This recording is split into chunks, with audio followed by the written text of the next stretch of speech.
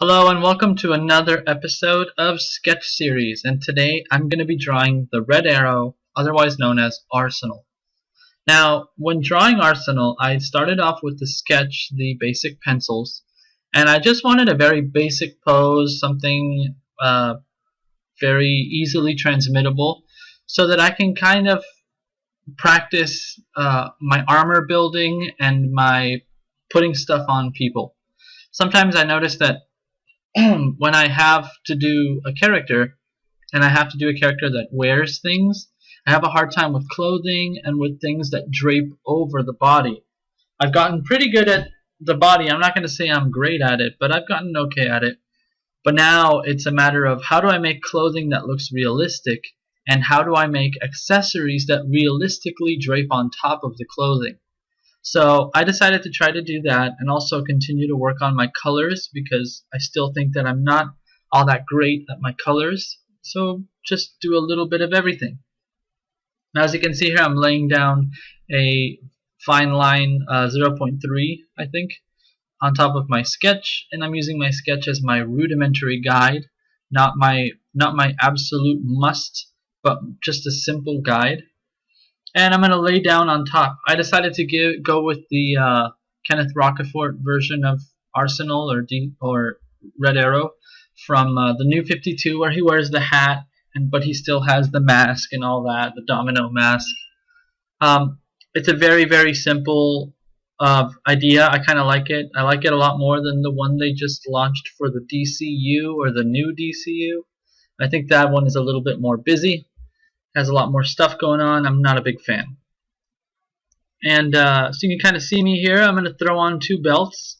Originally I was going to put some knives and some things on the belts just to kind of prove that he is a walking arsenal.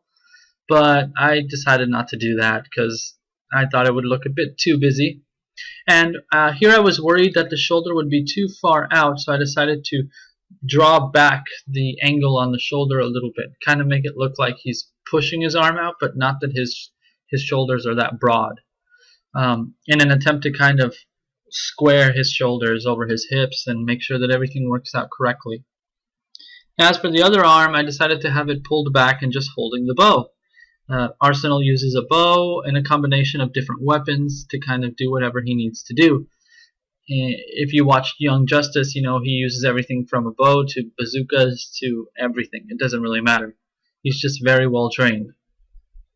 And here I decided to go with a little pattern motif for his jacket or his little vest, and I went for these dark blocks, kind of to go for a little bit of camo, but also to go for a little bit of style. I like to give everything a little bit of style, a little bit of flair, because if you're going to design your own outfit, I know that if I had to design my own uniform or superhero outfit, I would definitely think about the styling at least a little bit until I get it right. And I decided to give him a sword similar to one that kind of like how Slade Wilson or Deathstroke uses. So just thought about a couple things like that. And you see me there, I put down some gauntlets on his arms. And I have a pouch here that's going to be holding his gun. It's kind of like a gun holster. And also his quiver, which I just drew the bottom of. I forgot to move the camera up. There you go. And I'm drawing the tops of the arrows and the basics of the quiver. And I always get frustrated drawing arrows because I think I don't want to draw them all in straight lines like that. I don't like doing that. But it conveys the arrows a lot better than realistic. Realistically, all the arrows would be clumped together on one side, but just to convey them better, I draw less arrows in a straight line, even though it's not very realistic.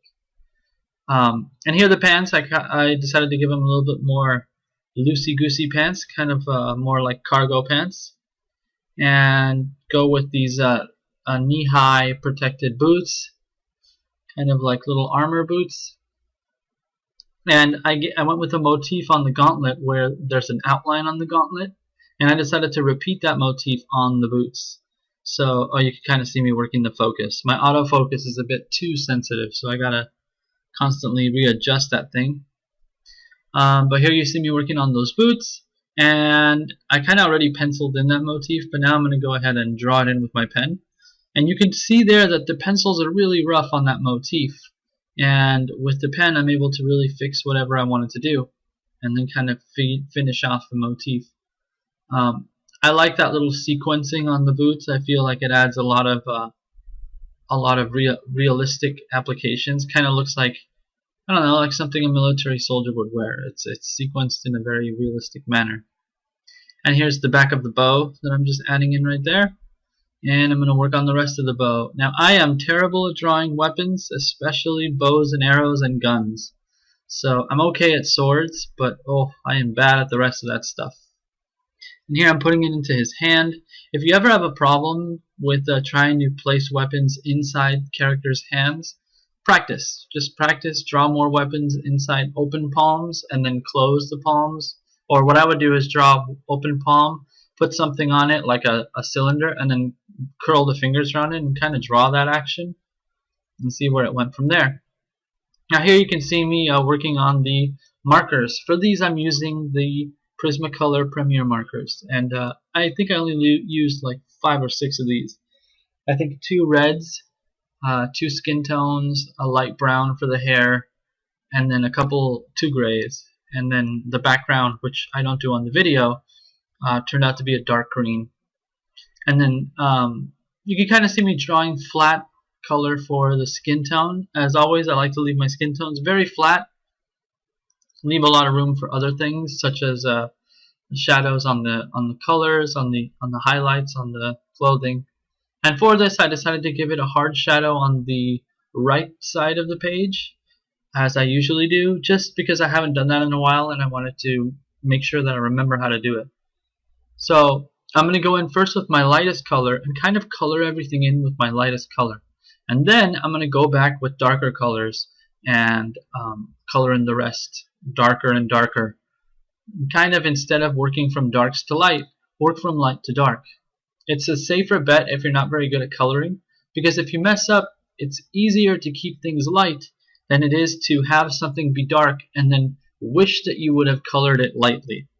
That I've gotten into that situation many times, and I don't want to be in it again. So I decided to work this way for now. And as I grow more comfortable with color, I imagine that I'll be able to more easily jump from one form to another. So you can kind of see it coming together here. It looks like he's wearing one of those, I guess, Caltrans worker jumpsuits, which is kind of funny. It's not what I intended. So hopefully when I darken it a little bit, it'll change that look. But you can see me here. I want to keep the color patterns and motifs very consistent. I like doing that with my heroes, with my characters. Keep the color themes very consistent. And on the grooves of the gauntlet and the pants, I also color those in. And I believe now I go in with a different marker. And what I'm going to end up doing is coloring the rest of it using a couple of grays and then a darker red or 2. So here I'm coming in with these grays. This is my light gray, or my I think it's 40% cool gray or something. And just coloring in, following the trends of the shadows that I established with my oranges.